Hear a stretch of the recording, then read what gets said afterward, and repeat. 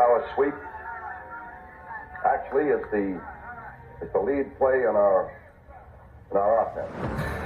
Yes, a YN or a tight end to open up somewhere between 6 feet and 9 feet. Get an isolation with the linebacker. Tell the tackle to take the defensive end if he's over him. If he's not, to drive down on the first man to his inside. If the YN has the linebacker taken out, he cuts inside. If the YN has the linebacker in, he comes all the way around. If you look at this play, what we're trying to get is a seal here and a seal here. Try to run this play in the alley.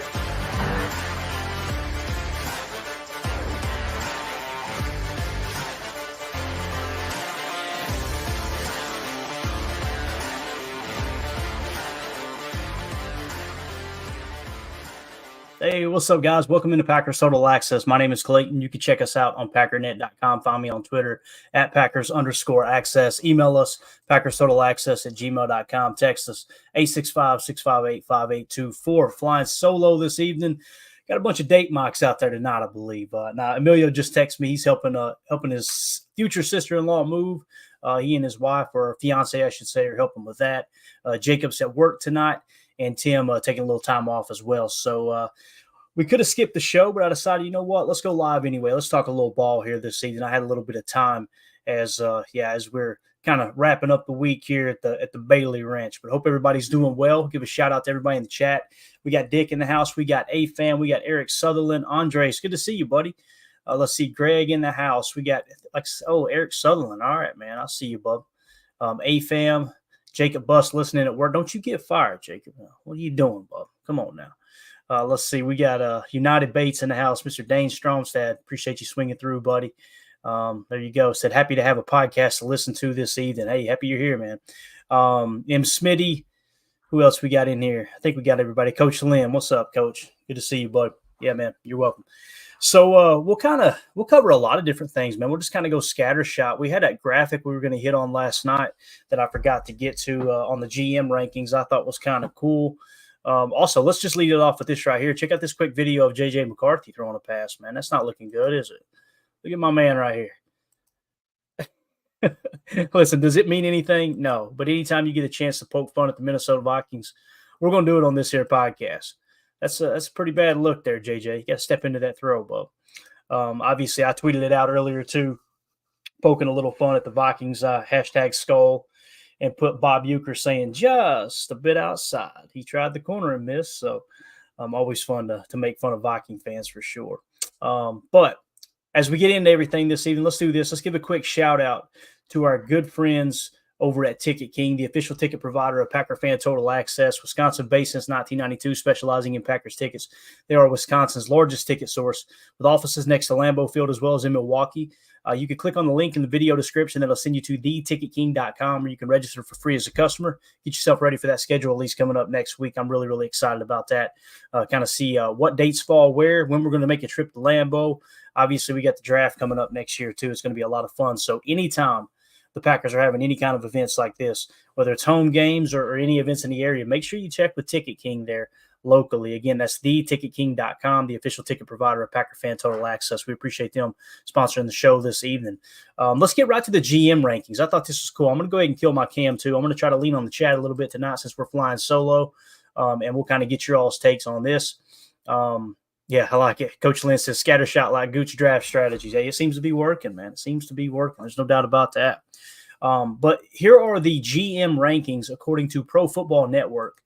And we'll just kind of roll through them real quick. All right. And it says, according to @DallasD.Robinson, who works for Pro Football Network. So number one, they've got Howie Roseman, the Philadelphia Eagles' general manager. I know he is very, very respected across the league. That's one of the guys that Bill Belichick has name dropped probably more than anyone. Just one of those, like I said, I think he was with the Eagles. They bring in Chip Kelly. They run Howie Roseman off, and then they bring Howie Roseman back after Chip Kelly, if I remember correctly. I had a couple of Philly fans, good buddy Jeremy, who lives up in Harrisburg, Pennsylvania, I believe it is, was talking about it, and they were just ecstatic that Howie Roseman came back. Obviously, he got him back to the Super Bowl, and I think he's built a pretty strong roster. And when you look at the way they built their roster in Philadelphia, they build within the trenches. There's no two ways about that, you know. And now, do I think they're going to have a whole lot of success moving forward? I think it's going to be tough with A.J. Brown's contract. And that's the beautiful thing about how Brian Gutekunst has done business in Green Bay is obviously saving money there in the wide receiver room, right? Any chance you get to do that, that's kind of the name of the game. And where can you cut costs without cutting, talent, right? And I think Goody is really onto something with the wide receiver room. You guys may or may not have heard. I know I was chatting with Justin, who does Packernet Graphics, and Jacob earlier in the text thread. And everybody's excited to see Jaden Reed and Dontavian Wicks kind of working out together. I think they got them an Airbnb or whatever you want to call it, one of those brands that's similar to an Airbnb. Basically rented out a house in Florida, and they're working out together. And, what I sent back to those guys in that text message, and we're kind of off topic here. We'll get back to the GM list here, but as it triggers thoughts when we're flying solo, we'll just kind of, like I said, scattershot this evening. As I was seeing Jaden Reed and Dontavian Wicks, kind of working out together, it got me thinking, like, those dudes they're really bonding, right? They're really taking this serious. Obviously, Christian Watson, I believe he just got married. And he and Romeo Doubs kind of came in the league together, and they've been in each other's hip pocket, right? They kind of seem like they're partners in crime. And Jaden Reed and Dontavian Wicks, not that they're trying to, I don't want this to sound bad. I don't think they're trying to make Christian Watson and Romeo Doubs look bad by no stretch of the imagination. I just really, really like the fact that they're kind of bonding together and going, hey, look, let's take this to the next level. And I bring that up because when we talk about the wide receiver room and how Howie Roseman and the Philadelphia Eagles just paid A.J. Brown a ton of guaranteed money, and it's going to hurt them in the cap space, in the cap area, I should say. When you look at Dontavian Wicks and Jaden Reed, if they are the real deal, and if they continue to play like we've seen them play last year, and they continue to get better and take the developmental program serious, you may not even look to extend Romeo Doubs or Christian Watson in a couple years. And I know that sounds very cold-blooded, right? But if they prove to be better than Dobby and Christian Watson, and listen, they've got their work cut out for them. I think Christian Watson is one of the most talented wide receivers in the league. I think Romeo Doubs is as clutch as they get from the Packers here recently, maybe with the exception of Devontae Adams. It seems like when Jordan Love needs to make a play and make a play late in the game, he kind of looks for Dobby, and Doubs is that guy that's going to go up and make those contested catches. I think we uncovered last year? Romeo Doubs was the zone beater, I believe it was, if I remember correctly. Maybe he was the man beater. I think it was between him and him and Jaden Reed. Jaden Reed was the zone beater, and Romeo Doubs was the man coverage beater, if I remember correctly. So if you got those two young studs coming up behind those guys, and they continue to develop, in Jaden Reed and Dontavian Wicks, you may not even have to extend Christian Watson and Romeo Doubs. And I know some people were probably going, whoa, no, let's make sure we keep these guys together as long as possible. I would love to see that happen too, but the only issue with that is, let's say you do decide to extend Romeo Doubs and Christian Watson. You're probably not going to look to extend Dontavian Wicks and Jaden Reed if you go that route. You know what I'm saying? Like, you got to kind of choose. You get one, maybe two receivers that you could pay really good money to under the cap, and you got to allocate that money somewhere else, right? So just something to kind of think about there, as we move forward. And listen, Christian Watson and Romeo Doubs may come out this year and both go for 1,000 yards, right? 1,000 yards, 8 to 12 touchdowns each. It's a good problem to have. But it was just really cool to see Dontavian Wicks and Jaden Reed working out together. So number 2 on the GM list is Brett Veach in Kansas City. I know some people would just kind of foo-foo that and go, if you didn't have Patrick Mahomes, you wouldn't, he wouldn't be up there. And I'm not sure. I'm not sure if Brett Veach was the GM. He may have been when they drafted Patrick Mahomes, but the thing you got to give Veach credit for is extending Mahomes with that huge contract, right? That 10-year deal or whatever it was to free up cap space. But also he's been willing to go out and kind of patch things together. What I think is interesting about the Kansas City Chiefs, and it doesn't get talked about enough, Patrick Mahomes didn't have a great year last year, right? Obviously they didn't have a true number 1 receiver unless you include Rashee Rice in that scenario there. Travis Kelce, obviously he's a tight end. He's a big wide receiver more than he's a tight end, to be honest with you. But the thing that Brett Veach did last year was he kind of kept that team together on the defensive side of the ball. If that defense was the number 15 defense in the league, I don't feel near as comfortable saying that the Kansas City Chiefs are winning the Super Bowl based off what the offense did last year, you know? So you got to kind of tip your cap to Brett Veach and realizing, hey, look, we can't, we lost Tariq Hill. You got a young receiver in Rashee Rice. Obviously, Rashee Rice now, we don't know what's going to happen there with the legal issues. Seems like he's lost his damn mind here lately. You've now got Travis Kelce getting much longer in the tooth, right? Probably won't be around for much longer. So he's kind of looking at it like, hey, let's build this defense up as much as possible. And that really, I give more credit to the defense last year for winning the Super Bowl than I do the quarterback or the offensive side of the ball. Yeah, there you go. That's Brett Veach at number 2. Number 3, Eric DeCosta, the Baltimore Ravens general manager. Obviously, very similar, kind of building within the trenches, in my opinion. Now, obviously, they got Lamar Jackson, who's a 2-time MVP, someone who's a dual threat, but here lately it seems like he's choosing to be more of a pocket passer. Played really well there. You got to give them credit for giving him the contract when some people, seem to think that Lamar Jackson might be leaving Baltimore there for a short bit, right? So I don't disagree with these top 3, really. I mean, I can see how they can fall in that spot. But at number 4, you got Brian Gutekunst. And this is really cool because you guys know we've talked about this many times in the past. Seems like the national media don't want to give Brian Gutekunst any credit. They don't want to give the Packers any credit, right? And before it was, you just wait till Rodgers is gone. You're going to be like everybody else in the league, and your team's going to suck. And lo and behold, they seem to have landed another really good quarterback. I feel comfortable saying great quarterback. And when I say great, to me, to be great in the NFL, you got to be top 10, right? When you get in the top 5, I think that's when you're getting that elite status, right? Top 5, top 3. I think Jordan Love is definitely a great quarterback in the league. So Brian Gutekunst obviously pulled the right strings there. I didn't agree with the way he did it because we wasted a ton of money signing Aaron and then just turning around and trading him, and trading him for significantly less than what we could have got the year before. Obviously, when Sam Fran came knocking, they were willing to give multiple firsts.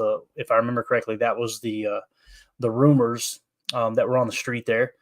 And then you end up settling for whatever it was, 2 seconds or whatever we ended up getting there, trading him to the Jets. But at the end of the day, Brian Gutekunst got the next quarterback, right? That's what it seems like has happened here. And some people are going, why do you keep saying seems like? Why aren't you completely sold? If you made me choose right now, I'm saying Jordan Love is the real deal. Okay, I don't want this to get misconstrued. But at the same time, we can't forget that the first half of the season, right? Let me put it this way. If the way Jordan played in the first half of the season last year, if the roles had been kind of reversed or the timeline had been reversed, and let's say he started off hot and then finished the last 9 games the way he started the season, we're probably having a different conversation right now, right? So that's the only thing that's holding me back from going, no, this dude's an absolute stud. I believe he's a stud. That's just the only little bit of doubt I have is that how he struggled in the first half of the season. When we go back and watch the highlights from every game, we're going to do that here in the next couple of weeks probably, maybe as we get into June, as a little training camp primer, just go back and get a refresher from last year. That's, you're going to notice that in the first half of the season. You're going to notice the defense was really holding up well, and it was the offense that was struggling, right? And there was a lot of interceptions being thrown, a lot of inaccuracy. That second half of the season, though, my gosh, was Jordan Love good. So Brian Gutekunst at number 4, just the way he's maneuvering the salary cap, the way when other teams, bad teams across the league are drastically overpaying for wide receiver, and he's got one of, if not the cheapest wide receiver room in the entire league, just shows you a large majority of the other general managers are playing chess or playing checkers, and Brian's playing chess, right? Really, really like the fact that he came at number 4 spot. So we gotta kind of back off that a little bit, like Brian Gutekunst and the Packers aren't getting any respect. You know what I mean? Because the fact that, like I said, here with Pro Football Network, they got Brian Gutekunst as the number 4 GM in the league. I think that's very, very fair. I think that's a lot of respect being put on his name. So really excited, though, to see kind of how they come into their own this year. Let's see. Andres in the chat said, I believe the Packers have the best wide receiver room. Many people would scoff at that comment, Andres, but I know where you're coming from, man. Like what they showed in the second half of the season, Jayden Reed, I think Jayden Reed's the real deal, man. He's just one of those guys that he's not going to drop passes because the moment's too big for him. He's going to make mistakes. Every player makes mistakes, but he's not going to make a mistake because he's scared. He just seems to play fluid. He seems to play loose. He can play Z. He can play flyer. He can play in the slot. I prefer him being those three spots as opposed to just, like a boundary X. I feel like he thrives in the Z more than anything. And in some cases, when you use Z motion in Matt LaFleur's offense, that's what they refer to as flyer. So sometimes they end up starting at the technical Z, but with cheap slot. That's the way it's been described to me from other coaches. So, but yeah, I don't think that's a crazy comment there, Andres, that the Packers have the best wide receiver room in the league. I really don't, man. I think they're definitely top 10. And again, if you think they're the best wide receiver room in the league, I'm not going to sit there and roll my eyes, man. I mean, the way they played in the second half of the season was strong, man. There's no doubt about it. I like what Mr. Maki Riggs says. Dobbs is cool hand Luke. He really is, man. Never gets too high, never gets too low, man. No doubt about it. Let's see here. What else we got here in the chat? Coach Lynn says Jim Nagy at the Senior Bowl thought Lloyd, talking about Marshon Lloyd, was the best running back in the draft, and now the Packers can have the best 12 punch or 1-2 punch, in the running back room. I really, really like the thought of Josh Jacobs and Marshon Lloyd running the football together, man. I think that's going to be a lot of fun. I really do. I think that they've got a lot of really, really good football ahead of them. If we get the Josh Jacobs of 2022, and I know I've said this 1,000 times, but if that guy shows up in training camp and Marshon Lloyd proves to be what Jim Nagy is saying, and oh, by the way, Jim Nagy isn't the only one saying that, right? You guys remember Daniel Jeremiah said the same thing, and you guys know I've propped up and put over Daniel Jeremiah all year long because he's a former scout. He's been in those rooms. He knows the process. He understands how to evaluate talent.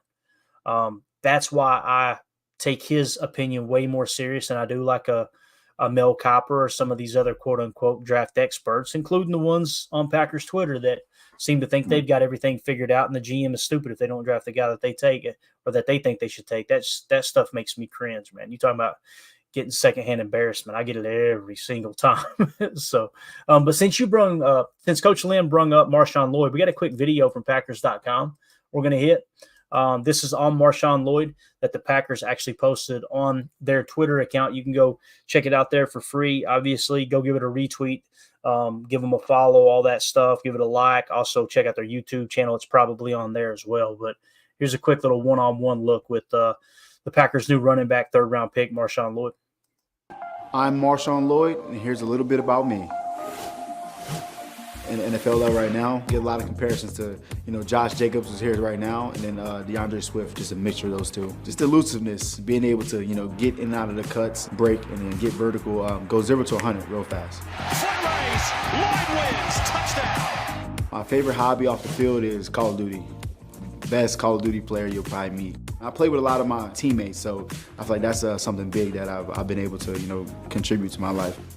Hidden talent, I can flip. I can do all types of flips. Hey, Christian Watson, you're not the only back flipper in the building. Wow! Running out of the tumble on the Lambeau field will mean everything to me. Small town kid, dreams come true. The Lambeau and Lambeau Leap and everything that has to do with the Green Bay Packers, it'll be a dream come true for sure. I've seen what we were capable of last year, and I know this year is even bigger, so I'm just super excited to chase that Super Bowl. Love it, man. I think Marshon Lloyd has a chance to be something really, really special. Again, every time that when we turn on the tape of Marshon Lloyd, when you're talking about averaging over 7 yards a carry, even if it's in college football, I mean, my gosh, man, that's something that doesn't happen very often. I can't imagine. I mean, that was just absolutely wild that he averaged that much. But yeah, Coach Lynn in the chat said he's one big muscle, or as we would like to say here on Packers Total Access. Thick. Exactly right there, Coach Half. So yeah, he's definitely a much larger back, but he's low center of gravity, great contact balance, great burst, shows patience behind the line of scrimmage, can juke defenders out of their freaking shoes, also fights for the extra yards. We've seen him catch passes in the flat on a swing pass. We've seen him catch a screen pass. We've seen him attack the seam on a play action go, which was really exciting to see. There's a lot of things that I'm really, really excited about when it comes to Marshon Lloyd, no doubt. 2-0 for this in the chat says, it's not just our wide receivers, but Kraft proved himself. Completely agree. Musgrave showed potential. Completely agree. And Sims was good depth tight end. Our pass catching room is crazy. It's a great point, man. Tucker Kraft really impressed the heck out of me. I've been pretty vocal about this, and I understand I'm probably in the minority with this comment, but I'm going to say it again and again and again until Luke Musgrave proves otherwise. I'm not saying Musgrave is a bad player. I'm not saying that at all. Obviously, the Packers had a higher draft grade on him than they did Tucker Kraft. But if you just took the two bodies of work that we've seen last year, and what I mean by bodies of work, not necessarily statistics. I couldn't tell you the statistics between Musgrave and Tucker Kraft. But just what we watched on tape, the sure-handedness that Tucker Kraft has, which surprised the heck out of me. We knew he was a physical specimen. We knew he was huge. We knew his RAS was through the roof. We knew he can move, right? I didn't expect him to catch football that well. And that's something that really impressed me. And not only that, but the confidence and balance that he has, the body control that he has in catching the football and immediately turning upfield is so impressive to me, man. It really caught me off guard. I did not expect that. I would put Tucker Kraft ahead of Luke Musgrave. Every other depth chart on the face of the earth, no matter what website you look at, has Musgrave ahead of him. I'm not saying I'm right and all of them are wrong, right? And we know that if Goody had a pick, he would want Musgrave to start over Tucker Kraft if they're neck and neck. I would too. You know, you've got more draft capital. You got more invested in Luke Musgrave. Granted, not a whole lot more, seeing that Musgrave was a second-round pick, Kraft was a third. But if you're telling me, yeah, they're kind of even neck and neck, yeah, put Musgrave out there. I just personally feel like Kraft had a little bit better year last year. It's a good problem to have. And it's not like he's light years ahead of Musgrave, you know? So, yeah, I agree 2-0 for this. I think our tight end room is pretty solid too. AFM in the chat says, Kraft would have top 3 tight end yak if we didn't have 2 tight ends. Good problem to have. Absolutely, man. You're going to keep that wear and tear down on those tight ends. And it's something that's really, really important too, man, when it comes to tight end, because it's very similar to running back. You know, those guys get beat up, man. They're out there blocking. They're getting chopped against too. You know, sometimes the safety will come flying in the box. They got to blow up a running play. They dive at the knees. We've seen here in the past that since the rules have changed, I think the safety and rules committee just assumed, okay, guys will stop headhunting. They'll just start trying to wrap up. What happened was defensive backs started diving at the legs. They started diving at the knees. You know, you've seen it with Sam Laporta last year, if I remember correctly. That was nasty. Now, him being the tough SOB he is, he didn't miss hardly any time, right? So, yeah, it's one of those things that if you've got, 2-3 tight ends that can all contribute consistently, then you keep the wear and tear down on those tight ends just like you would do with the running backs. So definitely a good problem to have there. Yeah. All right. Let's do this. Let's go see what we got next. I had a couple more screen grabs here, topics I wanted to hit on. Oh, this is interesting. We're trying to wrap up the draft talk. All right. But there's not a whole lot going on until we get back into the next mini camp, and then, of course, mandatory mini camp, and then, of course, training camp. But we're trying to just kind of, what did we learn during draft season? And let's kind of button everything up on the draft side and then step into this new season.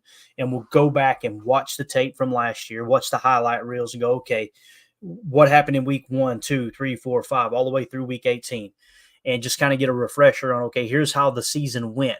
Here's why they started rough. Here's why they finished strong. Here's what got them beat against San Francisco as a primer for training camp. So I'd like to get all this draft information in right now while we still got, just a little less in the news cycle, if you will. But Adam Schefter tweeted this out and said, Commanders' second-round pick Johnny Newton will undergo surgery to repair an injury to his left foot.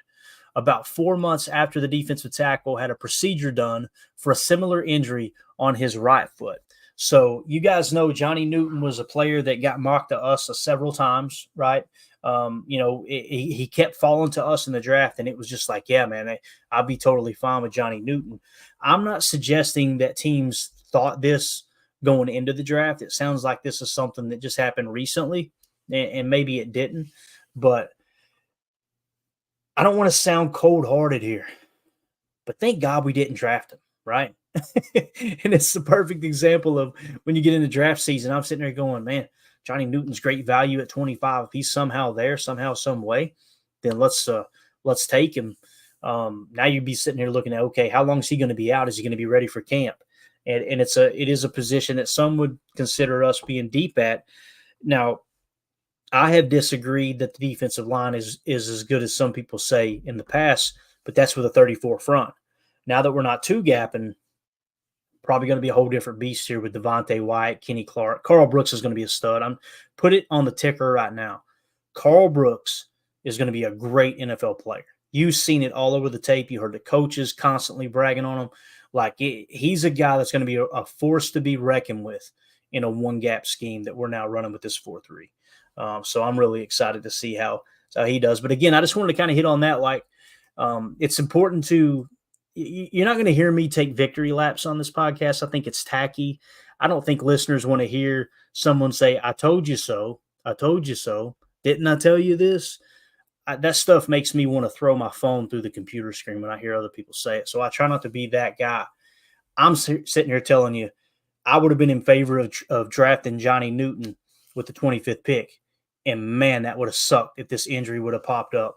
The same with the Packers as it has here with the Commanders, obviously. So good on Goody there for kind of missing out on that, right? Let's go to this. This is a really cool tweet here Paul Brettel put out.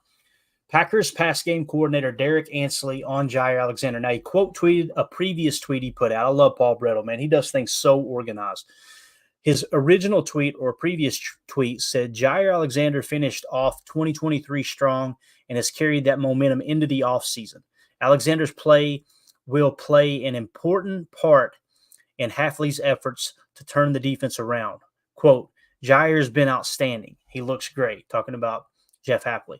Now, he quote tweeted that tweet and put Packers pass game coordinator Derek Ansley. You guys know he's the defensive coordinator for the LA Chargers last year. He's also the guy that was, if I remember correctly, was in charge of recruiting Xavier McKinney to the University of Alabama, which is really cool. But this is the quote from the presser they had with Derek Ansley the other day. He said, quote, I can't really speak on what happened last year and in the past, said passing game coordinator Derek Ansley. But when I've gotten here and Half's gotten here, we've seen nothing but his best, talking about Jair Alexander. He's been in here 2 or 3 weeks before we started phase 1. So he didn't even have to be there until phase 1. And he was already there 3 weeks before, working with the strength coaches, getting ahead. Phenomenal attitude. Quote, he's been here every day for phase 2. He's leading that group the right way. He's breaking down the groups. A lot of energy every morning, which you guys know he brings that energy, man. There's no two ways about it. You don't believe me? Ask this local news lady there in Green Bay. Just here to tell you, Pack is back. I still can't believe that actually happened live on TV. I love it. He's been the same guy, so he's been a joy to work with that way. We're proud of that. We don't take that for granted, and we expect a lot out of him because he's got a lot to give. So it sounds like our boy Jair Alexander has been rejuvenated, and it's just absolutely awesome. You go from the 1-game suspension last year. I know everybody shouldn't say it. I know many people try to blame the Jair Alexander situation on Joe Barry. Joe Barry didn't have a damn thing to do with Jair Alexander walking out there and nominating himself as captain. That was Ja being Ja. But what does it say about Jair Alexander's character? That he got corrected, he got suspended for a game, and he was mature enough and took responsibility that, okay, hey, that's on me, and now you're going to get the best version of me from here on out. That's a man's man. That's something that needs to be applauded and it needs to be mentioned, right? So I'm really excited to see what Jair Alexander does this coming year, man. I think he's going to be rejuvenated in this new defense here. So, with that being said, since we're talking on the defensive side of the ball, we had a quick video here from Xavier McKinney from Packers.com. Xavier McKinney, everything I've heard, he's going to be the leader of this defense. Him and Ja, they said that he and Ja sit next to each other in every meeting, every classroom session with the DBs. So they are just attached at the hip. Xavier McKinney being one of the best safeties in the league, right? According to PFF, if you just look at the grades on the current Packers roster, excluding the rookies, Xavier McKinney is the highest graded defensive player. He's first in the upper 80s, and then you got Rashawn Gary right there around 80 is in the second spot. Then I think it might have been Jair after that, if I remember correctly. But Xavier McKinney is the perfect example of what we talk about in free agency. You guys know, had many people message me and go, "You guys nailed that. You nailed it," because we were talking Xavier McKinney from the jump, and there were so many people that came at us saying in the DMs and on YouTube comments, just being absolutely rude, that I would just remove the comments, because I would rather have less algorithm, less viewers, and be having a conversation with fans that are respectful and actually want to learn together than put up with just the trolling nonsense. But it was, the Packers aren't going to spend that much money on a safety. They're not going to go get him, blah, blah, blah, blah, blah. Lo and behold, day one of free agency, they go out and get Xavier McKinney. And it's the perfect example of being willing to overpay for great. You never overpay for good. You overpay for great. I don't think they overpaid for him, but the same principle applies that, hey, look, they went out and outbid everyone else for a great player. Here's one of your new I think he'll be a defensive captain, however they elect or choose to pick captains this year for the Green Bay Packers. Xavier McKinney is going to be a leader on this team. There's no doubt about it. But let's hear from him real quick. And again, you can find this at Packers.com. You can find it on their Twitter account for free. Make sure you go retweet it, repost it, whatever it's called. Give it a like on YouTube, all that good stuff. Here's your new free agent toy, X. I'm a fifth-year safety, Xavier McKinney, and I got a few words for the rookies. Some of my early impressions of the team and just of the defensive group, I've been impressed with everybody, and definitely the talent level is out the roof. Adding 3 more guys in the safety room is a special thing for me, because I'll be able to just bring them in and welcome them with open arms and help them be able to learn the game. And seeing those guys and seeing what their tape is like, have really good talent. Obviously seeing what we already have, it's just going to be adding more and building more. So I would say I'm pretty happy, and I know half is happy too. To the class this year, I would say let's work. Put it all out there, be all in on what we're trying to get accomplished as a team. Let's all push in the same direction, and it's gonna be a hell of a year. It's gonna be a special year, I can feel it. Obviously everybody's here at OTA, so that's a really good sign. And don't worry about too much of the outside noise, man. We gotta worry about what we have in this building and hold each other accountable, and always compete, and the rest will take care of itself. And again, it's the perfect example of Goody going out and getting another team captain, right? This was a guy that was a captain on the New York Giants. Goody knows what he's looking for. He's looking for leadership qualities. He's looking to protect that culture. We played the video yesterday where Brian Gutekunst sat down with Larry McCarron, and obviously talked about, we expect our players in this locker room to maintain a certain culture. It's only fair that we bring guys in that are going to agree with that, and they're going to help maintain that culture, right? We're not going to waver. We're not going to reach. We're not going to go after someone who has more talent but is an absolute a-hole after we've asked every person in that locker room for the last however many years, hey, here's the standard. Here's the culture we keep. Oh, by the way, I really like this player. He's talented, so we're going to give him a pass, and you guys take care of him. I love that he's like, no, I'm not willing to do that. I'm holding myself accountable to my players, to my locker room, to make sure that we're bringing players in that have that same type of cultural attitude. Xavier McKinney's got it. You hear him talk right there. He's going to be a leader on this defense. Him and Ja working in tandem together is going to be absolutely phenomenal. You throw in Kenny Clark's leadership on the front. I really hope Kenny Clark turns it on this year, on the football field. He's still a leader in that locker room, right? Just think about the leadership in the defensive line room. You got Kenny Clark, who's just an absolute rock, right? Let's hope he overperforms this year. In the linebacker room, you've got Quay Walker. Now you've got Edgerrin Cooper. You got Isaiah McDuffie. Obviously, a little less experience there in the linebacker room, in my opinion. But on the backside, Jair Alexander, Xavier McKinney now, and you got these young studs coming in, right? With Kalen King and Javon Bullard and Oladapo and obviously Evan Williams, a hard-hitting safety. It's going to be a lot of fun. Respect Oranges in the chat said, I hope Jair can give Kalen King the confidence he needs to get back to what he was.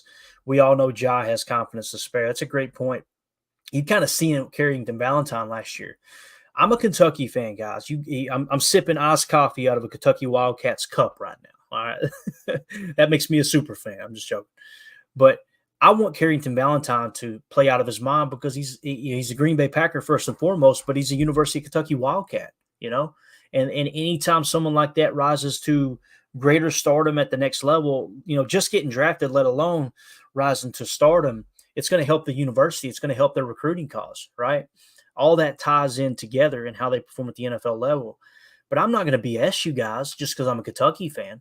I'm not going to be a hypocrite because I get frustrated when people do that. They get their favorite colleges, and it's like, we need this guy because he played for this university. No, we need the best guys to be Green Bay Packers, right? You know, to me, Carrington Valentine didn't play that well last year. He played, he started, and for a 7th-round pick, I mean, what else could you ask for the guy, right? He held his own given where he was drafted in the position he was thrust into with the trade of Rasul Douglas, right? But I feel like Jair kind of did pass some of that confidence on to Carrington. One thing you can say about Carrington Valentine, that dude did not play scared last year. He may have made mistakes, and he may not have graded out well according to PFF and all that stuff. And I know the passer rating when targeted wasn't great. We looked that up. Wasn't absolutely horrible, but it definitely wasn't good. You know, I feel like that Jair probably passed a little bit of that confidence on to him. What Respect Orange is saying here with Kalen King, man, that would be absolutely huge. So what you've got now in the cornerback room, you got Jair Alexander, who's an absolute surefire lock, right? So the opposite outside corner is either going to be Eric Stokes, Carrington Valentine, Corey Ballantyne, which in my opinion, Corey Ballantyne is the best of those three I've mentioned so far. You got Kalen King stepping in now, potentially to battle for that spot as well. You're creating a really good sense of competition there on the outside corner position opposite Jair Alexander. Now in the slot, the closer we're getting to camp, I'm starting to lean toward, are they going to try Javon Bullard in the slot? Because Goody kind of specifically mentioned that. And listen, camp could change all that, right? They could come out and one of them fall flat on their face and make the decision for them. But let's say that Oladapo and or Evan Williams and Javon Bullard all come into camp, and they just look like they're legit, right? Let's say that Oladapo, which Brian Gutekunst mentioned, he is more of a traditional safety. He can play some deep. He plays in the box. He can also play what we called Sam. You notice he mentioned that, right? What he's referring to as Sam is in your nickel defense, right? Your nickel 4-2-5, having Quay Walker and let's say it's Edgerrin Cooper as your two linebackers, and walking Oladapo down into the box. And he's technically a box safety, what at the college level we refer to as the spur safety. That's called the spur position, okay? So he rotates down into the box pre-snap, and it kind of forms three linebackers. The problem is Oladapo's a safety. That's what he meant by him playing Sam, him playing over the tight end where he can cover the tight end but also help in the run fit and be aggressive. The fact that he mentioned that, and while simultaneously mentioning Javon Bullard can play in the slot, that kind of got me thinking like they might give Javon Bullard a legit shot to play the slot position, you know? And if Oladapo, let's say Oladapo and Javon Bullard come out and they play lights out, and Javon Bullard takes that slot job from Keyshawn Nixon, that's a good spot to be in. But I think it's two things have to happen. That's why it's a long shot in my opinion. Javon Bullard has to prove he can play equally as good or better than Keyshawn Nixon in the slot. And Keaton Oladapo has got to prove that he can play equally or better to Anthony Johnson Jr. or Javon Bullard even at the safety spot. What it's going to come down to is you're looking for a max net gain of Keyshawn Nixon and Javon Bullard versus Javon Bullard in the slot and Oladapo at safety, if that makes sense. So camp battles are going to be phenomenal, man, on the offensive line as well. But, yeah, I agree with you, Respect Oranges. I hope Jair can give some of that confidence to Kalen King, no doubt. 2-0 for this in the chat. Says, Jair's back. Huh? Took it down the sideline, turned over my guys, gave the football to a little kid wearing 23. Love it. Absolutely love it. Prince in the chat says, look at me. I am the captain now. Look at me. I am the captain now, Jair Alexander. So it is kind of funny to look back on, like, what in the world, man? At the time, I know it upset a lot of us, like, what are you doing, bub? Can we just all play together here and try to figure this season out? You know, it's youngest team, one of the youngest teams in the league. He walks out there and nominates himself as captain. It's hilarious.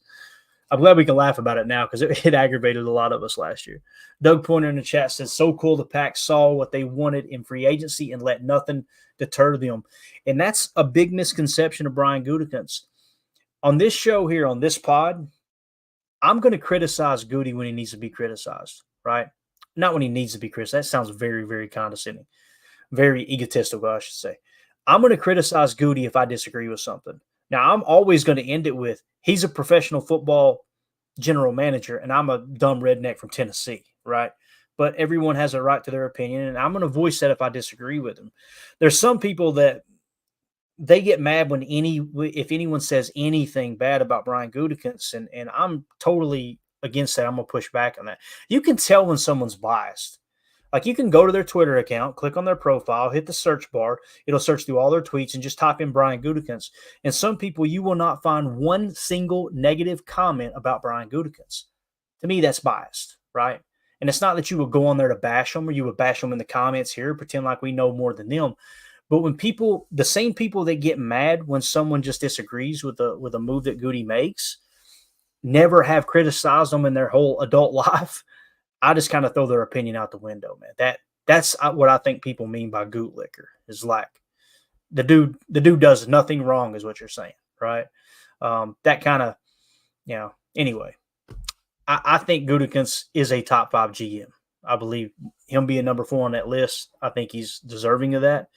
I think he's done a heck of a job, and I think he's going to continue to do a heck of a job. I'm just saying there's some people you're not allowed to say one single thing wrong. But the big misconception is he doesn't do anything in free agency. There's some people I remember hearing on podcasts, notable podcasters like, man, Brian Gutekunst came out and surprised us all and signed, exactly what Doug Pointer's saying. So cool the Pack saw what they wanted in free agency and let nothing deter them.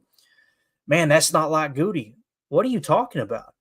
When he first got the job, he signed the 2 most expensive pass rushers in free agency and a safety in Adrian Amos.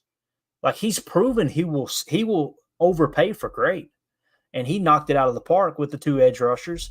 Obviously, Zadarius Smith, Preston Smith completely revamped that defense. Adrian Amos was great for a couple years. Obviously fell off on the backside. But, yeah, I'm with you, Doug Pointer. He's seen 2 great players and said, let's go ahead and fill those voids right now, especially when the contract talks kind of broke down with Aaron Jones. 2-0 for this in the chat said it's cool that for McKinney and Jacobs, we were their first choice in free agency. Yeah, didn't even get a chance to shop around, right? Didn't even get a chance to look anywhere else. It really says a lot about what they've seen in this team. And you heard them both say, and we played it right here, Jordan Love was one of the big reasons why they came to Green Bay. And there's a notable podcaster. I'll keep his name out of my mouth because I'm not that guy. I don't try to, I don't want to bash people and try to, disrespect them or embarrass them or prove them wrong. But, they kind of scoffed at that right out of the gate. And for me, it's like they were basically essentially what they said was, well, the Packers gave them more money than anyone else did, right? And it's like, hold up a second. So the fact that they gave them more money than anyone else, it means they're lying that they said they wanted to come play with Jordan Love? Like, what are we even talking about here? So that kind of rubs me the wrong way. But Jordan Love, I believe with everything in me, played a big role in Josh Jacobs and Xavier McKinney wanting to come to Green Bay. They both said it. I like to take people for their word. I don't like to try to go, no, I don't, I think they're saying that, but that's not what they really mean. What are you, a mind reader? What are you, Nostradamus over here? Like, that always blows me away that people, when people would do a podcast or put together a video on YouTube, a reaction video to what someone said, and they go, I think what they're saying here. No, they said what they said. Stop pretending like you understand what they mean more than they do. That stuff drives me bonkers, man. Jake, let's see, Jay Cole in the chat said, yeah, I remember hearing that. Same, man, same. All right, let's see here. What else we got? There was another screen grab, I believe, I wanted to share with you guys and gals this evening before we get out of here. Oh, let's do this real quick. This was cool. Over in our Patreon group, AZ Marky Mark actually posted this picture in our Patreon group. The Patreon community is growing every day. It's a really, really cool setup, man. I'm glad we did that and went that route. It's just a way for us to communicate a little easier over there. People can direct message me on there, and it's a great tool for listeners to be able to contribute to the show. Like, hey, we should hit on this topic. It doesn't mean we're always going to hit on the topic that's suggested, but it's a great way to get that in front of us in after hours, and we can go, yeah, let's hit on that tomorrow. Let's put that together. But AZ Marky Mark posted this picture and said, here's a pic of the man, Larry, the pinky finger, doing what he did best for the G, digging hard in the mud of Lambeau for those extra yards. This is real football, 1977. And if you click on the image, look at big Larry McCarron, absolutely dominating a Detroit Lions defensive lineman. Look at the poor bastard on the bottom of the pile. God love him. He's like, oh, Lord, I got about 600 pounds about to land right on my chest. But Larry McCarron, man, we see him as the older gentleman with the busted up hands from playing football all those years. We don't see him as this guy. And we got to check ourselves. Larry McCarron, man, that dude, and he played in Green Bay in a time when there was not much to root for. He was one of the bright spots on that team, him and Lynn Dickey, and for a short time, James Lofton. And I'm not going to sit here and pretend like I'm what am I trying to say here? An expert on the 70s and 80s of the Green Bay Packers. I'm the farthest thing from it. You get into Curly Lambeau's time, I could tell you a lot of stories. Leading up through Vince Lombardi's time, absolutely.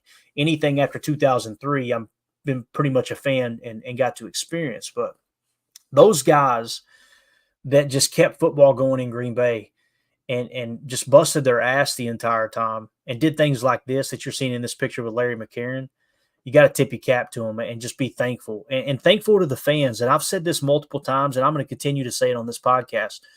If you're hearing my voice and you've been a Packer fan since the 70s, thank you for holding up that flag. Thank you for still sitting and filling in that stand, filling in those stands and filling in the seats at Lambeau Field, those bleachers, and supporting the team. Because if you had packed it in when the team absolutely stunk and say, they're just not much to root for, maybe next year, maybe next year, maybe next year, Green Bay, the Packers may not even be in Green Bay right now, right?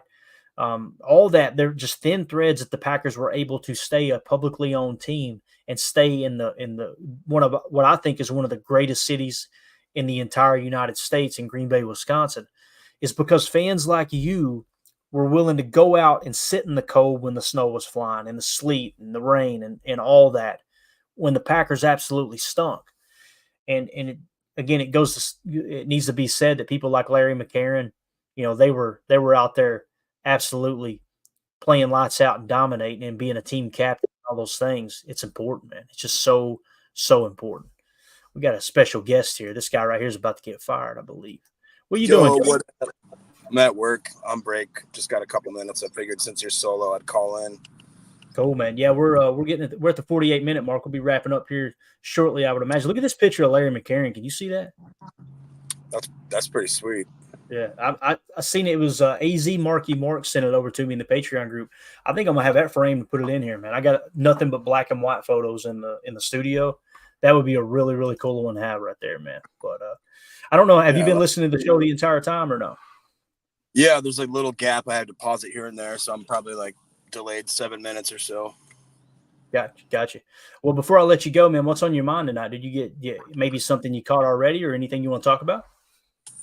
Just one. It's nice to see the Vikings throwing balls into the ground already so soon. That's great.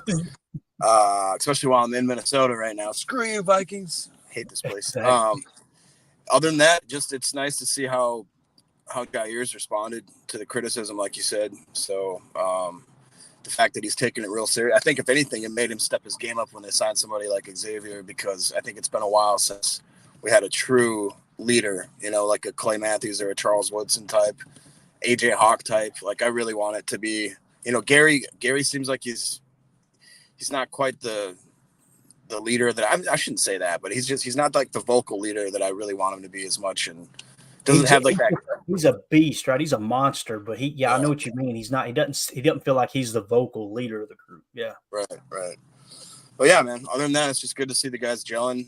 You touched on the two wide receivers, was it Wicks and Reed, that are bunking up together. That's awesome. I think they're going to bond like crazy. I think the wide receiver group is already tight knit, and this year it sounds like they're going to be even more so. So yeah, I'm excited. Man. Check this out right here, man. Since you're on here, let's go ahead and hit it. I know I'm really, really excited about this. Green Bay Packers tweeted this out, said, be a part of Green Bay history with the ceremonial NFL draft handoff from Detroit to Green Bay on Tuesday, May 14th. Members of the public, that's coming right up here next week, right? Members of the public are welcome to attend the unveiling of the 2025 NFL draft, NFL countdown clock in Lambeau Field atrium. Green Bay area kids are also invited to bike to the clocks. They're going to unveil a huge countdown clock to the NFL draft in 2025. Jacob, man, I'm so excited, dude. We got the house, we got the B&B already set up right there in Green Bay. We're just a short distance from Lambeau. I know I'm going to be up there. You're going to be up there. We're going to have Emilio in the house. We're going to have Tim there. The ladies are going to be there. They're going to be able to probably spend, Mandy's going to make me go broke up there spending money. I guarantee it. She gets with the ladies. They'll go ham up there. I guarantee you that. But, man, I'm really, really excited about hanging out with y'all for the 2025 NFL draft. Bro, it's going to be here in a blink, man. How you feel about it? Yeah, it's hard to believe it's real. I always forget that we already booked the house and everything. We just got to, get used to being in the same room together. That'll be kind of weird doing the show that way and having microphones. And I don't know how we're going to do it. Are we still planning on doing like one shot, or if we're going to all have our own little square? I don't know. It'll be fun. Either way. Pretty cool setup, man. We were going to get a house in Door County, but we decided to stay in town so we can be closer to the stadium. But the house we got, there's like a kitchen area and a living room area that's all open up. So what we'll probably do is set up two spots, have a couple guys in one spot, a couple guys in the other. That way we're not too cramped up. That way we can throw the football, the old pigskin, across the room to each other too. You know what I mean? So it's going to be a blast, though, man. You're going to have a cannoli. I'm going to challenge you to not have a cannoli until the draft. All right? You've made easy. I didn't even know what they were until recently. So. Yeah, we're going to have a kitchen full of cannolis, man. We're going to be slamming cheese curds and all kinds of stuff. It's going to be absolutely awesome, man. So yeah, really excited about that. And it's awesome that the Packers decided to do this and make like a little ceremony too, man. And, Mandy and I, we were real close to going, you know what, we're not going to make it for the draft. And I looked at her and I said, she said, do you want to? I went, this is a once in a lifetime thing, Jacob. Yeah. This is not going to happen for at least 32 more years, right? I mean, think about it. Yeah, that's true. I don't see any scenario where they'll come back to Lambeau before they go every other city. So, let's get it in, man. Let's do it. We've been talking, Goodell's talking about how he's in the next 10, 15 years, he sees us playing like 8 weeks overseas and stuff like that and have an extended season and all this. So, yeah, I mean, the NFL as it is now, you're only going to have one chance to see it because it seems like it's changing rapidly. So, yeah. Eric Sutherland getting all morbid, and he said, yep, I'll be dead before another draft in Green Bay. Hey, it sounds morbid. I said the same thing to Mandy. I was like, hey, let's see here. 30 years from now, I'm going to be 71. I'm probably going to be too old and decrepit unless you're going to wheel me up there. You know what I mean? We should try to challenge as many of our listeners and viewers to go meet us there, or at least just go there to experience it, because then we can all kind of share. Even if we don't get to hang out that much, you can all, know that we were all there together kind of thing. That'd be cool. I agree, man. I think it would be cool to, if at a bare bones minimum, because it's going to be hard to get reservations and stuff, obviously, but maybe we could do that, like a handful of listeners that we know are going to be there at a certain time. Maybe we can go break bread together and have a good time. But at a bare bones minimum, we should meet up at a lot somewhere and crack open one daddy soda or a Coca-Cola, whatever you drink, and just one big toast to the draft up there as Packernet members and obviously PTA and everything. I think would be absolutely awesome, man. So that'd be really cool. That'd be awesome. Definitely. Look at AFAM in here, Jacob. AFAM says AFAM doesn't want to steal everyone's wife/girlfriends, etc. With that mustache, man, you got to watch that guy, dude. You got to watch him. So that mustache is lethal. Yeah. That mustache will steal your girlfriend. It'll also prevent him from being allowed around a school within 100 feet. That's what that mustache does. So it's the way that works. All right, we're gonna wrap this thing up, man. You got anything else, Jacob? You gonna be on here as we wrap up, or you can just hop off? Either way, man. No, I'm gonna pop off. I'll be on in the morning. I gotta work tomorrow night, but yeah, I'm looking forward to the morning show. Yeah, tomorrow morning we'll do Evan Williams Chalk Nice. Talk. It's gonna be a lot of fun, man. It was a fun one to draw up, so gonna be really, really cool. So we'll see you in the morning, bub. All right, see you later, guys. Go Pack. All right, that was Jacob the Beard. Again, AZ Marky Mark, just a quick shout out. Thank you so much for taking the time to send that picture, man. And again, if you guys are interested in joining the Patreon group, there's a link in the video description here that'll send you to patreon.com/Packer Fan Total Access. All right. And anyone who's a member and signed up for one of the 3 tiers that we have in there, you're going to be entered into future contests to win prizes, things like that, just a way that we can give back to our listeners and those who are supporting us. We're actually going to be doing a giveaway this coming, I think it's Wednesday is what they're saying, is when the schedule release is going to happen. We're going to be giving away a football that's autographed by the great Paul Hornung. And what we're going to do is take everyone who's a Patreon member in there and put their name on a wheel and spin it. So if you haven't entered that, if you haven't become a Patreon member yet, and you want to get yourself into that drawing, make sure that you're a member. Like I said before the schedule release, I believe it's Wednesday. So if everyone who's in by Tuesday, we will put you on the wheel. But the goal is going to be Wednesday night is to do kind of like we did with the draft, just a live schedule release party, essentially. And we may go a little long, but we're just going to kind of take a first glance at the schedule. And it's a little celebration to kind of officially kick off the new football year, in my opinion. It's going to be a lot of fun. So again, that is patreon.com/Packer Fan Total Access. AZ Marky Mark, thank you so much for sending that picture, buddy. It's really cool. So with that being said, we're going to get out of here. Again, tomorrow morning, we're going to do Evan Williams Chalk Talk. And then tomorrow night, we'll dive into some more stuff. I've got a couple things that we didn't get to that are in my show notes that we'll hit on tomorrow night. So really appreciate everybody in the chat hanging out with me tonight. And again, the guys, some people were going, where are the guys at? Man, I can't believe that they're on here as much as they are, to be honest with you. When I launched this channel and I launched the show, I thought I was doing it by myself. And along the way, man, just really met a whole lot of cool people. Everybody that's on the show were listeners. And just getting to know them, it's been really, really awesome. And just appreciate the time that they do spend on the show. So, again, I'm just forever grateful that they're on here as much. If they never show up on the show again, I don't know why they wasted their time hanging out with me as long as they have, but it's been an absolute blast. It's really cool that we've got the group that we've kind of formed up. So, again, everybody in the chat, thank you all so much for hanging out with us, man. For those of you listening on the pod, thank you for making us a part of your day. We will see you in the morning for Good Morning Lambeau, 8 Central, 9 a.m. Eastern time. So make sure you get up, get you a cup of diesel, get some coffee in you, and we'll get on here and break down some Evan Williams Chalk Talk. So everyone have a wonderful evening. Stay safe out there on this Saturday night, and let's go out and be the change that we want to see in the world. Go, Pat, go. The power sweep. Actually, it's the lead play in our offense. Yes, a YN or a tight end to open up somewhere between 6 feet and 9 feet. Get an isolation with the linebacker. Tell the tackle to take the defensive end if he's over him. If he's not, to drive down on the first man to his inside. If the YN has the linebacker taken out, he cuts inside. If the YN has the linebacker in, he comes all the way around. If you look at this play, what we're trying to get is a seal here and a seal here. Try to run this play in the alley.